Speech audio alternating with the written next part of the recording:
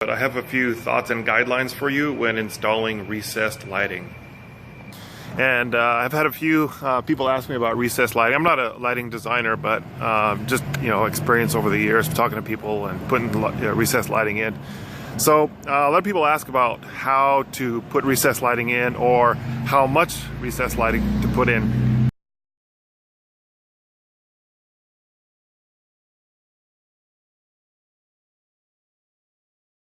Yesterday on my social media I gave some pretty good examples of how much is a good amount of recessed lighting and how much is actually not enough.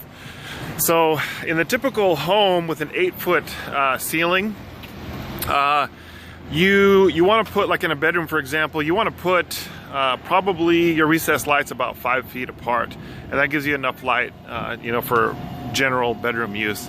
Now if you are putting recessed lighting like in an active living room or a kitchen, you want to put your recessed lighting about 4 feet apart, and we're talking about using 6-inch cans. I would recommend not using 4-inch cans in your kitchen unless you have multiple circuits, and I'm talking about 2 or 3 circuits. You're going to put a lot of lights in. This will add a lot of character to your kitchen or the room. You might have like an active study or something like that where you need a lot of light.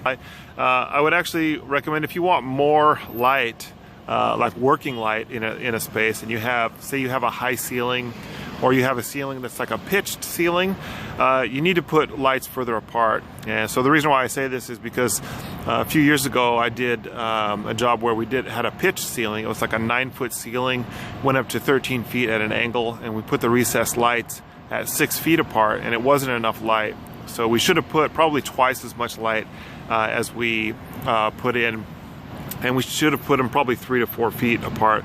The reason why I say that is because the amount of light that was provided in that situation was about 50 to 60% of the amount of light in that space. It wasn't enough light, so we should have actually put more lights in. So that was a lesson learned. The recessed lighting that you see here was put in about 6 years ago, but it's not enough light. This is a pitched ceiling that goes from 9 feet to 13 feet.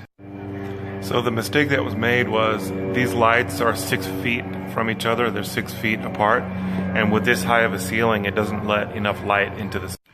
But if you need more light for working or reading, you need to put your recessed lighting at less than 6-foot spacing, maybe 5 feet in between. We could probably use 6-foot spacing in like a bedroom with a 8-foot high ceiling that's a level type ceiling like most of our homes have. But in more active spaces, like a very active living room or a den, or even in your kitchen, you want to put your recessed lighting at more like 4 feet.